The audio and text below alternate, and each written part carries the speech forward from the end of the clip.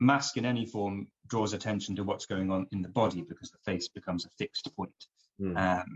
With the neutral mask, because there is very little and limited expression in it, it takes off that kind of layer of character or characterization that we can often obsess with as actors.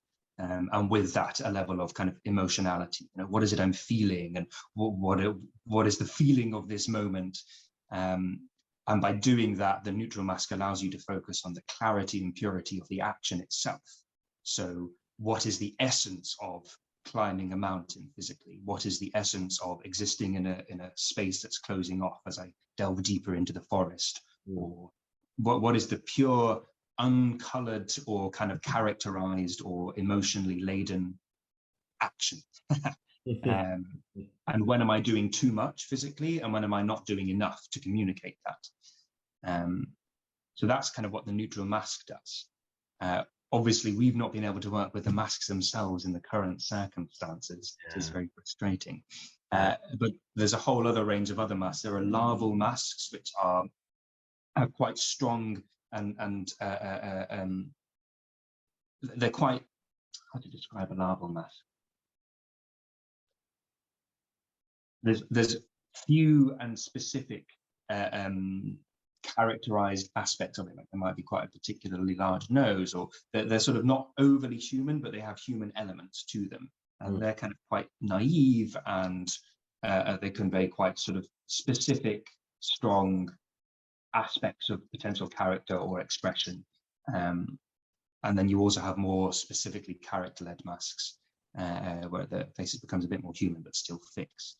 And with those, you're looking at both how can you find the physicality of that expression or the character that mask suggests, but also how can you, through your body, change and develop that sort of mask expression. Like how can you make the mask that's always smiling also feel like it's crying through your body?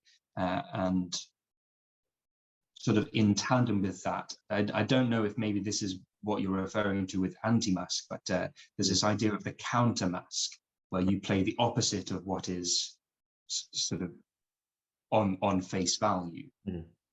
So again, if you have that sort of happy smiley mask and you're playing the counter mask of it, then you're physically and in the context that you're setting up trying to explore perhaps the tragedy or something that is in opposition to it.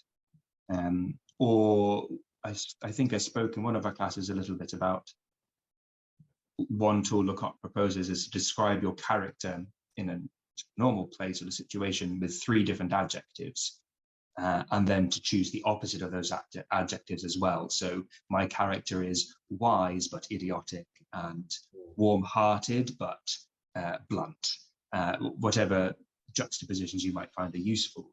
And by finding those counterpoints or aspects of countermask, you create a more whole and 3-dimensional being, because we are all those things. We can all be happy and tragic, and happy in our tragedy and sad in our happiness. And the human condition is never one thing, it's everything in between.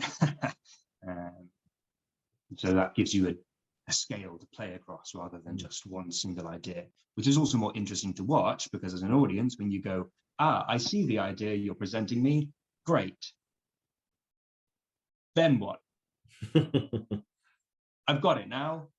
I'm just sitting here for 3 hours whilst you continue to tell me that Hamlet is whatever.